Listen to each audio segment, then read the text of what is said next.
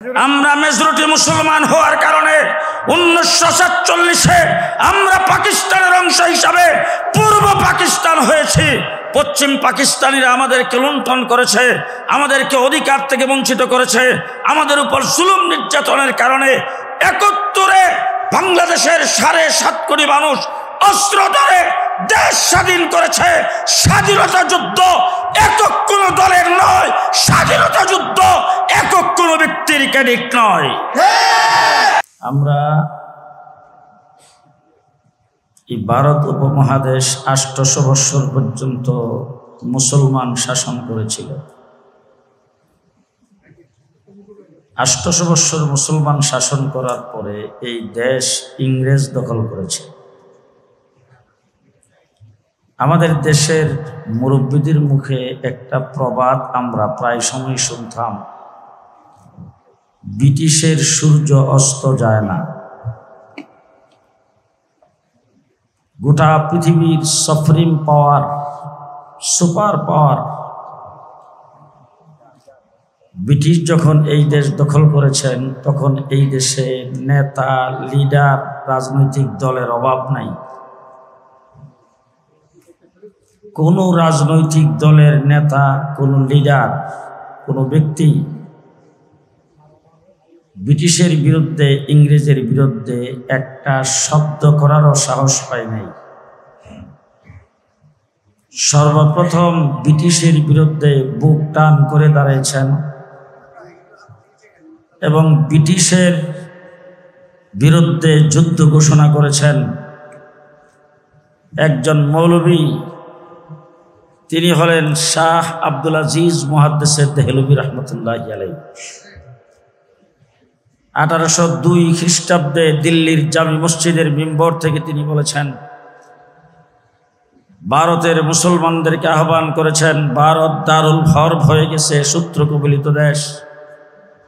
ভারতকে মুক্ত করার জন্যে, স্বাধীন করার জন্যে ভারতের সকল মুসলমানদের মুক্তিযুদ্ধ করা ফরজ। ওনার সেই ঘোষণার পরে 1831 খ্রিস্টাব্দের 5ই মে দিবাগত রাত্রে সৈয়দ আহমদ বেরলভী রহমতুল্লাহ আলাইহি, শাহ ইসমাইল শহীদ রহমতুল্লাহ আলাইহি বালাকোটের ময়দানে শাহাদত বরণ করেছেন। কথা বলার সময় নাই, তারপরও একটু ইঙ্গিত দিয়ে যাচ্ছি। 1831 খ্রিস্টাব্দের 5ই মে দিবাগত রাত্রে বালাকোটের ময়দানে শাহাদত বরণ করেছেন সৈয়দ আহমদ বেরলভী শাহ ইসমাইল শহীদ।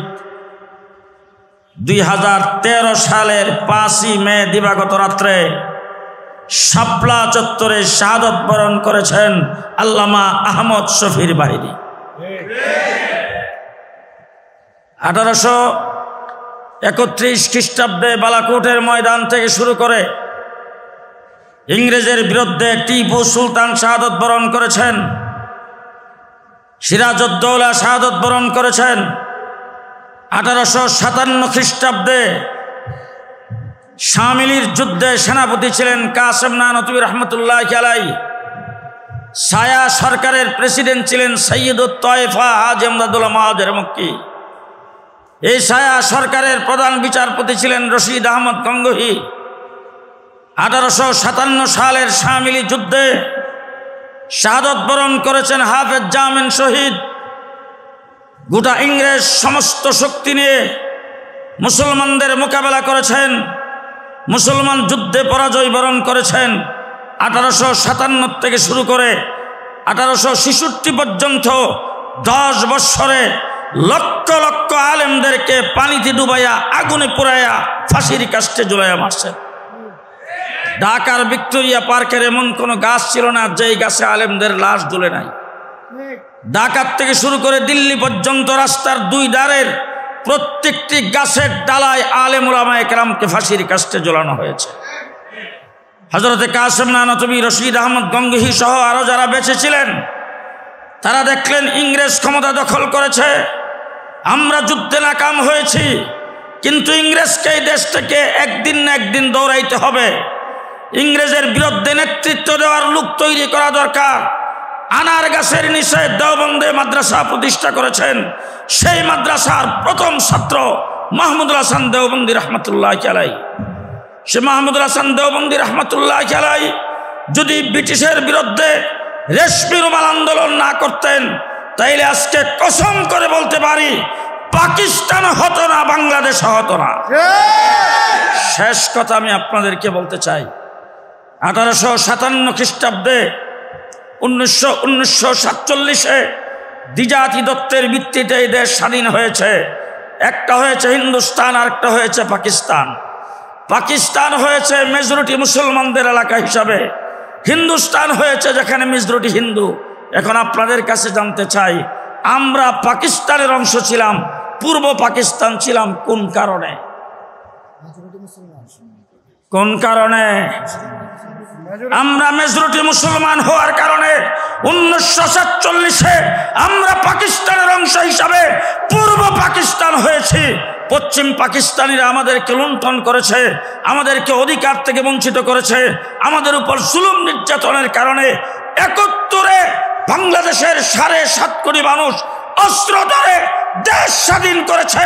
স্বাধীনতা যুদ্ধ একক কোন দলের নয়, স্বাধীনতা যুদ্ধ একক কোন ব্যক্তির ক্যাডিক নয়। 7.5 কোটি বাঙালি অস্ত্র ধরে 9 মাসে আমরা দেশ স্বাধীন করেছি।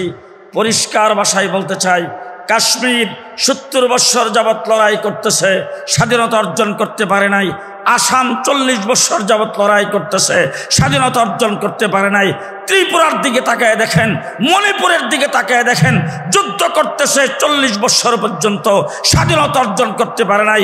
আমরা যদি ইসলামের কারণে, মেজরিটি মুসলমান হওয়ার কারণে পূর্ব পাকিস্তান না হতাম, আমরাও 71-এ স্বাধীনতা অর্জন করতে পারতাম না।